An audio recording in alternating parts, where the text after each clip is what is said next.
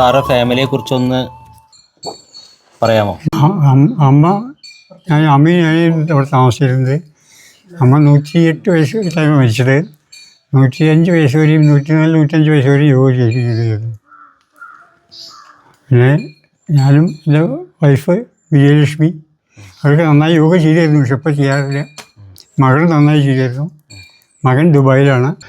ഞങ്ങളിന്ന് പ്രസിദ്ധമായിട്ടുള്ള രായരനെല്ലൂർ മലയുടെ അടിവാരത്തുള്ള നെടുങ്കോട്ടൂർ എന്ന ഒരു സ്ഥലത്തെത്തിയിരിക്കുകയാണ്.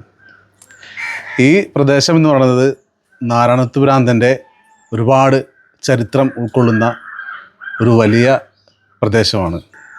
ചരിത്രപരമായും അല്ലാതെയും ഒരുപാട് കഥകൾ ഉൾക്കൊള്ളുന്ന ഒരു വലിയ ഒരു പ്രദേശത്ത് ആണ് ഞങ്ങളിന്നിവിടെ നിൽക്കുന്നത്. നാരായണത്തുഭ്രാന്തൻ നമുക്കെല്ലാവർക്കും അറിയാം, പറയപ്പെട്ട പന്തിരകുലത്തിലെ ഒരു അംഗമാണ്. എന്നിരുന്നാലും തൻ്റെ ആത്മീയതയിലൂടെ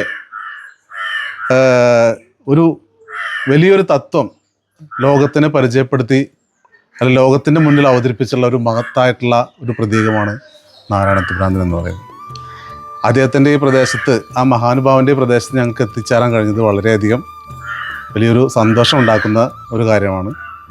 ആ ഒരു പ്രദേശത്ത് ഒരു മഹാനുമായിട്ടുള്ളൊരു യോഗി ആയിട്ടുള്ളൊരു ഗുരു ഉള്ളതായിട്ട് ഞങ്ങൾക്ക് അറിയാൻ കഴിഞ്ഞു. ആ ഗുരുവിനെ ഇന്ന് ഞങ്ങൾ സന്ദർശിക്കാൻ വന്നിരിക്കുകയാണ്. വാര്യർ സാറ്. അദ്ദേഹത്തിൽ നിന്ന് ഞങ്ങൾക്ക് ഒരുപാട് കാര്യങ്ങൾ പഠിക്കുന്നതിനും അദ്ദേഹത്തിൻ്റെ യോഗയിലുള്ള അനുഭവങ്ങളെല്ലാം മറ്റുള്ളവരോട് പങ്കുവയ്ക്കുന്നതിനും ഞങ്ങൾക്ക് മനസ്സിലാക്കുന്നതിനുമുള്ള ഒരു ദിവസം കൂടിയാണെന്ന്. യോഗ ചെയ്യണേ എങ്ങനെയാണ് യോഗയിലേക്ക് എത്തിച്ചേരുന്നത്? ഞാൻ 60-65 കൊല്ലം യോഗ ചെയ്തുകൊണ്ടിരുന്നത്. അത് അന്ന് യോഗയെന്ന് അറിയില്ല. കയ്യുമ്പിൽ നിൽക്കുക, തലകുത്തി നിൽക്കുക, അതേമാതിരി ഉള്ള അഭ്യാസങ്ങളൊക്കെ ചെയ്തിരുന്നു. പക്ഷേ യോഗയെന്ന് അറിയില്ല. യോഗ ചെയ്യുമ്പോൾ ശ്വാസത്തിന് ക്രമം ഒക്കെ ഉണ്ട്, അതൊന്നും അറിയില്ല. പിന്നെ ഭക്ഷണം കഴിഞ്ഞുകൊണ്ട് ചെയ്യാൻ പാടില്ല. അന്ന് ഭക്ഷണം കഴിഞ്ഞുകൊണ്ട് ചെയ്തിരുന്നെങ്കിൽ കയറ് വേദനയുണ്ടാവും. അതൊന്നും അതിനെപ്പറ്റി അറിയില്ല. പിന്നെ ഈ പേപ്പറിൽ കണ്ടിട്ട് പുസ്തകങ്ങൾ വായിച്ചിട്ടും മനസ്സിലാക്കി. പിന്നെ ഒരു 30-40 കൊല്ലം മുമ്പേ ചിദംബരം മാസ്റ്റർ ശിഷ്യത്വം സ്വീകരിച്ച് അദ്ദേഹത്തിൻ്റെ അടുത്ത് പഠിക്കാൻ പോയി എറണാകുളത്ത്. അവിടുന്ന് പിന്നെ ട്രെയിനിങ് കഴിഞ്ഞ് യോഗയുടെ ക്ലാസ് പഠിപ്പിക്കാൻ പോയി. കേരളത്തിൽ പല സ്ഥലത്തും ഒറ്റപ്പാലത്തിന് 17 കൊല്ലം, പാലക്കാട്, കോട്ടയ്ക്ക് വൈദ്യശാലയിൽ ക്ലാസ് എടുത്തിട്ടുണ്ട്. ആലത്തൂർ, പിന്നെ ദുബായിൽ തന്നെ 8-10 കൊല്ലത്തോളം ക്ലാസ് എടുത്തിട്ടുണ്ട്. ഒരു മൈതാനത്ത് 10-250 ആൾക്കാരുണ്ട്. ഒരു മൈക്ക് വെച്ചിട്ടാണ് ക്ലാസ്സിൽ വരുന്ന ആൾക്കാർക്ക് 50-60 ആൾക്കാർ വരുന്നുണ്ടെങ്കിൽ 50 തരത്തിലുള്ള അസുഖമായിരിക്കും. ഞാൻ എല്ലാവർക്കും ഒന്നാണ് പറഞ്ഞു കൊടുക്കുക, എല്ലാവരും ഒന്നാണ് ചെയ്യുക, എല്ലാവരും അസുഖങ്ങൾ ഞാൻ പറഞ്ഞ മാതിരി മാറും. ശരീരത്തിലെ അസുഖങ്ങൾ കുറക്കാൻ കാരണമാവുന്നുണ്ടെന്ന് പറയുന്നുണ്ട്. സാറിൻ്റെ അനുഭവം എന്താണെന്ന് പറയാമോ? അത് എല്ലുകൾക്ക് ലാഘവം, മാംസപേശികൾ ദൃഢത, ഗ്രന്ഥികൾ ശമനാവസ്ഥ, നെർവസ് സിസ്റ്റത്തിന് ശക്തി ഉണ്ടാവും. ശരീരത്തിൻ്റെ അഴുക്കെല്ലാം പുറത്ത് തള്ളാൻ കഴിയും. ഈ ബ്രീത്തിങ്സിലൂടെ പുറത്ത് തള്ളാൻ കഴിയും. ഈ നമ്മൾ ആശുപത്രി പോയാലും മരുന്ന് കഴിച്ചാലും വേണ്ടില്ല, ഈ ബ്രീത്തിങ്സ് വഴിയാണ് നമുക്ക് അസുഖങ്ങൾ പറയുന്നത്. 75% നമ്മുടെ ശരീരത്തിൽ അടികൂടി അഴുക്കൾ 75% ശ്വാസത്തിൽ കൂടെ പോവുക. 5% മലത്തിൽ കൂടെ, 5% മൂത്രത്തിൽ കൂടെ, 5% വിയർപ്പ് കൂടെ. പിന്നെ സ്ത്രീകൾക്ക് ഒന്നും കൂടി എക്സ്ട്രാ കൊടുത്തിട്ടുണ്ട് ആർത്തവം. ഈ വഴിക്ക് പോയില്ലെങ്കിൽ മാത്രമേ ഇവർക്ക് അസുഖം വരുള്ളൂ. ഇല്ലെങ്കിൽ പിന്നെയും പ്രതിസന്ധി വേറെ. 15 വേഗങ്ങൾ ഇക്കിട്ട് കോട്ടുക, ഛർദി, തുമ്മൽ, വയറിളക്കം, അതേമാതിരി ചുമ, ഈ വഴി 15 വഴി പോകും, 7 വഴി പോകും. ഇതുകൊണ്ട് മൊയിലിൽ മാത്രമേ ഇവർക്ക് അസുഖം വരുള്ളൂ. അസുഖങ്ങളൊക്കെ നമ്മൾ അറിവില്ലായ്മയോട് വരുന്നതാണ്, കഴിക്കുന്ന ആ ഭക്ഷണത്തിൽ തരാറുണ്ടും. ഇവിടെ സ്ലോഗനിലാണെങ്കിൽ വബുകൃശത്വം, വദനേ പ്രസന്നത, നാദസ്ഫുടത്വം. ഇപ്പോൾ നാദത്തിന് മോഡൽ വയസ്സിനൊക്കെ പോയ 80 വയസ്സായതുകൊണ്ടാണ്. നയനേഷു നിർമ്മല, നല്ല കാഴ്ചശക്തി ഉണ്ടാവും. ഹരയോഗ, രോഗം ഉണ്ടാവില്ല. നാഡീ വിശുദ്ധി, ഹടയോഗ ലക്ഷണം, അതാണ് അതിൻ്റെ ലക്ഷണങ്ങൾ. ഇപ്പോൾ 80-85 ആൾക്കാർ വരുന്നുണ്ടെങ്കിൽ എല്ലാവർക്കും ഓരോ അസുഖമായിരിക്കും. ഞാൻ എല്ലാവർക്കും ഒന്നാണ് പറഞ്ഞു കൊടുക്കുക. എല്ലാവരും അസുഖങ്ങൾ സാധാരണ മാറാറുണ്ട്. പക്ഷേ അനുഭവങ്ങളുടെ പ്രമേഹം മാറിയതും പ്രഷർ മാറിയതും ഓരോ അസുഖങ്ങൾ മാറിയതും. സാറിൻ്റെ ജീവിതത്തിൽ ഒരുപാട് യോഗയൊക്കെ ഡെയിലി ജീവിതത്തിൽ ചെയ്യുന്ന ആളാണല്ലോ. അപ്പോൾ സാറിൻ്റെ ജീവിതത്തിൽ വന്നിട്ടുള്ള മാറ്റങ്ങൾ എന്തൊക്കെയാണ് ഇത് ചെയ്യുന്നത് കൊണ്ട്? പ്രധാന മാറ്റം അസുഖങ്ങളൊന്നും ഉണ്ടായില്ല. ഈ ജീവിതത്തിലേക്ക് ഒരേ പ്രാവശ്യം മാത്രമേ ഞാൻ ആശുപത്രിയിൽ പോയിട്ടുള്ളൂ. അതും ഇല്ലാത്ത അസുഖം ഉണ്ടെന്ന് പറഞ്ഞിട്ട് അതിന് അനാവശ്യ ടെസ്റ്റൊക്കെ ആയിട്ട് അതുകൊണ്ടുകൂടി എൻ്റെ ജീവിതം നശിച്ചു വരികയും ഒരേ പ്രാവശ്യം മാത്രമേ ആശുപത്രിയിൽ പോയിട്ടുള്ളൂ. അതിനാകുമ്പോൾ 108 വയസ്സ് വരെ അമ്മ ഇരുന്നു. 108 വയസ്സ് വരെ ആശുപത്രിയിൽ പോയില്ല, മരുന്ന് കഴിച്ചിട്ടില്ല. അമ്മയും ഒരു 10-30 കൊല്ലം യോഗ ചെയ്തിരുന്നു. സന്തുഷ്ടവുമായ ഒരു ജീവിതം നയിക്കുന്നതിന് ഫലപ്രദമാണെന്ന് പറയുന്നുണ്ട്. അപ്പോൾ സാറിൻ്റെ ജീവിതത്തിൽ അതിലുണ്ടായ മാറ്റങ്ങൾ എന്തൊക്കെയാണെന്ന് പറയാമോ? കാര്യമായിട്ട് വളരെ അസുഖങ്ങളൊന്നും ഉണ്ടാവാറില്ല. പിന്നെ മാത്രം ഒരു ഭാഗത്ത് ഇരിക്കാനോ കിടക്കാനോ ഒന്നിനും ബുദ്ധിമുട്ടുമില്ല. ഇതുമല്ല, ഈ നിലയ്ക്ക് ഇരിക്കാൻ ഞാൻ 4 മണിക്കൂർ തുടർച്ചയായിട്ട് ഈ നിലയ്ക്ക് ഒരു പത്മാസനത്തിലോ ഇരിച്ച് വരികയുണ്ട് ക്ലാസ് കഴിയുന്നവരെ. ഇവിടുത്തെ 5 മിനിറ്റ് 1 മിനിറ്റ് ഇരിക്കാൻ കഴിയില്ല. അത് നല്ല ഉഷാറ് കിട്ടും, നല്ല ഉറക്കം കിട്ടും. അതൊക്കെ തന്നെ. ഭക്ഷണത്തിലൊക്കെ മാഷ എങ്ങനെയാണ്? ഭക്ഷണം നമുക്ക് ഒരു ലഡു കണ്ടാൽ തിന്നാൻ തോന്നില്ല, ചായ കണ്ടാൽ കുടിക്കാൻ തോന്നില്ല, ഒരു പഞ്ചസാര കണ്ടാൽ കഴിക്കാൻ തോന്നില്ല. അതതിൻ്റെ പ്രത്യേകത. ഞങ്ങൾ ഇതിന്നൊക്കെ വിഭിന്നാണ്. ഞാൻ ഇപ്പോൾ ഈ കുറേ കാലമായിട്ട് ഇപ്പോൾ ഉച്ചയ്ക്ക് ഭക്ഷണം കഴിച്ച പിന്നെ പിറ്റേ ദിവസം കഴിക്കുള്ളൂ, രാത്രി ഒന്നും കഴിക്കില്ല.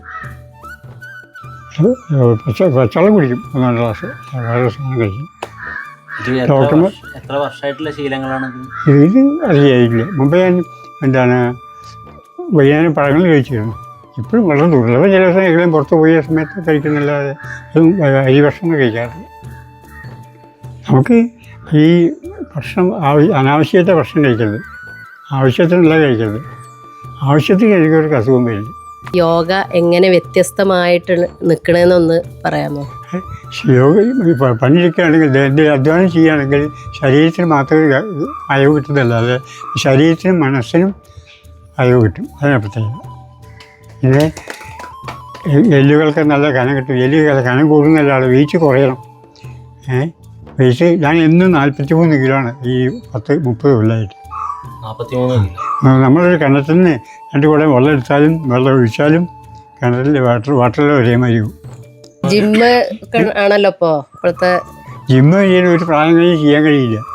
വയസ്സായി യോഗ ചെയ്യാൻ എത്ര വയസ്സായാലും ചെയ്യും. പേപ്പറിൽ കാണാറില്ലേ 103 വയസ്സ്, 108 വയസ്സ്, അതേമാതിരി 120 വയസ്സായാലും ചിലതൊക്കെ മൊബൈലിൽ കാണാറില്ലേ. ഇത് ഏത് പ്രായക്കാർക്കും ചെയ്ത് ഈ ജിംനാസ്റ്റിക്കിലൊന്നും ചെയ്യാൻ കഴിയില്ല. പിന്നെ ശരീരത്തിൽ എനർജി നഷ്ടപ്പെട്ടിട്ടാണ് എനർജി കിട്ടുന്നത്. അപ്പോൾ നമ്മൾ ബാങ്കിൽ ലോൺ എടുത്തിട്ട് 10% ബാങ്കിൽ കൊടുക്കുന്നുണ്ട്, എന്നിട്ടാണ് നമുക്ക് 12 കിട്ടുന്നത്.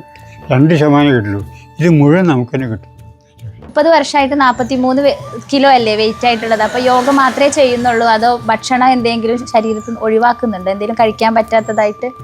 നമ്മുടെ ശരീരത്തിൽ അടിഞ്ഞു 5 തരം വിഷങ്ങളുണ്ട്. വെളുത്ത വിഷങ്ങൾ, ഏറ്റവും വലിയ വിഷം ഉപ്പാണ്, പിന്നെ പഞ്ചസാര, പിന്നെ പാല്, പിന്നെ തവിടി കളഞ്ഞ അരി, പിന്നെ മൈദ. ഈ 5 വിഷവും അതാത് ദിവസങ്ങളെ കളയുകയാണെങ്കിൽ കുഴപ്പമില്ല. നമ്മുടെ വീട് കൃത്യമായിട്ട് അടിച്ചു വരി തുറക്കുകയാണെങ്കിൽ വീട് ക്ലീനാകും. ഇത് ആഴ്ച ഒരു ദിവസം 10 ദിവസം മുമ്പ് വരികയാണെങ്കിലോ നമ്മുടെ വീട് 4 മുറികൾ വീടുണ്ടാവും. ഇപ്പോൾ ജോലിക്കാരെ ആണെങ്കിൽ 2 മുറികൾ മുകളുടെ അടുക്കള മാത്രമേ നേരെയുള്ളൂ, ബാക്കിയൊന്നും നേരെയിക്കില്ല. അപ്പോൾ അവിടെ ചതിൽ മാറാനൊക്കെ ഉണ്ട്.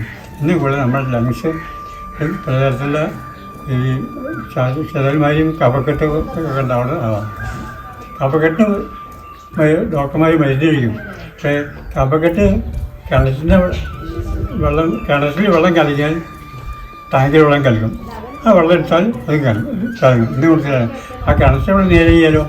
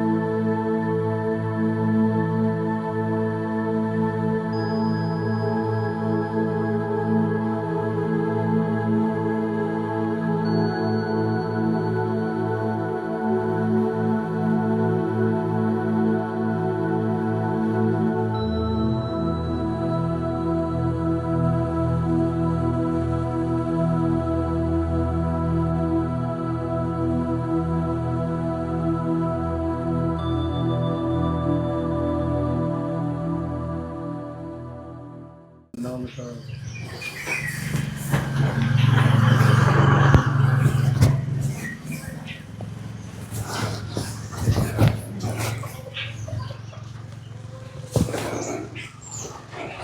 ചെയ്യാൻ ആസ്മ ഉണ്ടാവില്ല, എന്നിട്ട് നെറ്റി അടുത്തൂടെ. അപ്പോൾ വിഷമം ഉണ്ടാകുമ്പോഴത്തേനും